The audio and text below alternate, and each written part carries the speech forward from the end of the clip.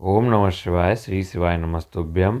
शिव महापुराण रुद्र संहिता खंड 3 पार्वती खंड के अभी तक हमने 19 अध्याय देख चुके हैं। अब 20वां अध्याय है शिव जी के बिच्छों से पार्वती का शोक। ब्रह्मा जी कहते हैं, नारद, जब भगवान शिव ने अपना तीसरा नेत्र खोलकर उसकी अग्नि से कामदेव को भस्म कर दिया, तब मैंने उस क्रोधाग्नि से भयभीत देवताओं सहित सभी प्राणियों को भय से मुक्त कराने के लिए उस अग्नि को शिव की आज्ञा से पकड़ लिया और उसे लेकर मैं समुद्र तट की ओर चल पड़ा। समुद्र को उस क्रोधाग्नि को सौंपकर मैं वापस अपने धाम लौट गया। तब पूरा जगत भय मुक्त होकर पहले की भांति प्रसन्न हो गया।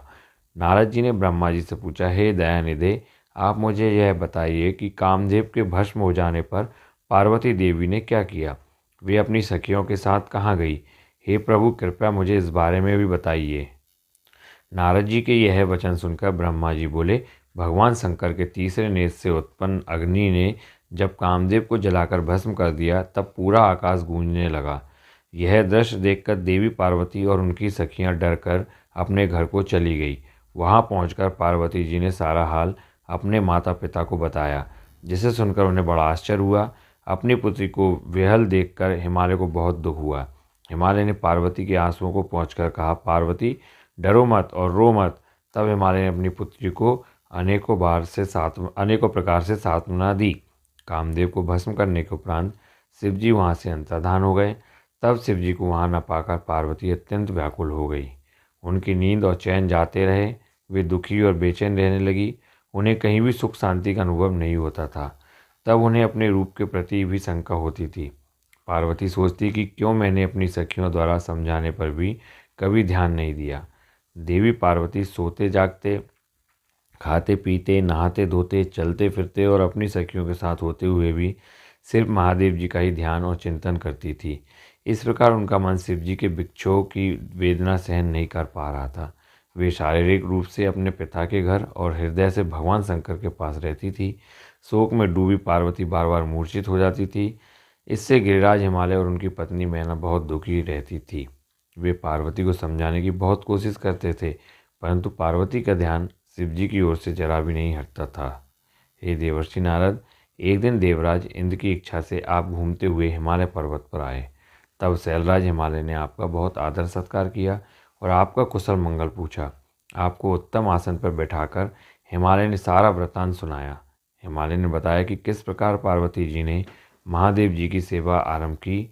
इसके बाद अपनी पुत्री के शिव पूजन से लेकर महादेव कामदेव के भस्म होने तक की सारी कथा आपको सुनाई। यह सब सुनकर आपने गिरिराज हिमालय से कहा कि आप भगवान शिव का भजन करें। तत्पश्चात हिमालय से विदा लेकर आप एकांत में गुमसुम बैठी देवी पार्वती के पास आ गए। तब उनका हित करने की इच्छा से आपने उन्हें इस प्रकार सत्यवचन कहे। आपने कहा, हे पार्वती, तुम मेरी बातें ध्यानपूर्वक सुनो। तुम्हारी यह दशा देखकर ही मैं तुमसे यह बात कर रहा हूँ। तुमने हिमालय पर्वत पर पधारे महादेव जी की सेवा की, परंतु तुम्हारे मन में कहीं न कहीं अहंकार का वास हो गया था। शिव भक्त वत्सल हैं। वे अपने भक्तों पर सदैव अपनी कृपा दृष्टि बनाए रखते हैं। वे विरक्त और महायोगी हैं। तुम्हारे अंदर उत्पन्न हुए अभिमान को तोड़ने के लिए ही सदाशिव ने ऐसा किया है। अतः तुम उन्हें तपस्या द्वारा प्रसन्न करने का प्रयत्न करो। तुम चिरकाल तक उत्तम भक्ति भाव से उनकी तपस्या करो। तुम्हारी तपस्या से प्रसन्न होकर महादेव जी निश्चय ही तुम्हें अपनी सहधर्मिणी बनाना स्वीकार करेंगे। यही शिव जी को पति रूप में प्राप्त करने का एकमात्र साधन है। हे नारद, आपकी यह बात सुनकर देवी शिवा हर्षित होते हुए इस प्रकार बोली, हे मुनिश्रेष्ठ, आप सब कुछ जानने वाले तथा इस जगत का उपकार करने वाले हैं। अतः आप शिव जी की आराधना के लिए मुझे कोई मंत्र प्रदान करें। तब आपने पार्वती को पंचाक्षर शिव मंत्र ओम नमः शिवाय विधि पूर्वक उपदेश दिया। इसके प्रभाव का वर्णन करते हुए आपने कहा, यह मंत्र सब मंत्रों का राजा है और सभी कामनाओं को पूरा करने वाला है। यह मंत्र भगवान शिव को बहुत प्रिय है। यह साधक को भोग और मोक्ष प्रदान करने वाला है। इस पंचाक्षर मंत्र का विधि पूर्वक व नियम पूर्वक जाप करने से शिव जी के साक्षात दर्शन होते हैं। देवी, इस मंत्र का विधि पूर्वक जाप करने से तुम्हारे आराध्य देव करुणा निधान भगवान शिव शीघ्र ही तुम्हारे समक्ष प्रकट हो जाएंगे। अतः तुम शुद्ध हृदय से शिव जी के चरणों का चिंतन करती हुई इस महामंत्र का जाप करो। इससे तुम्हारे आराध्य देव संतुष्ट होकर तुम्हें दर्शन देंगे। अब देवी पार्वती तुम इस मंत्र को जपते हुए शिव जी की तपस्या करो। इससे महादेव जी वश में हो जाते हैं। उत्तम भाव से की गई तपस्या से ही मनोवांछित फलों की प्राप्ति होती है। ब्रह्मा जी बोले, नारद तुम भगवान शिव के प्रिय भक्त हो। तुम अपनी इच्छानुसार जगत में भ्रमण करते हो। तुमने देवी पार्वती को सभी कुछ समझाकर देवताओं के हित का कार्य किया है। तत्पश्चात तुम स्वर्गलोक को चले गए। तुम्हारी बात सुनकर देवी पार्वती बहुत प्रसन्न हुई।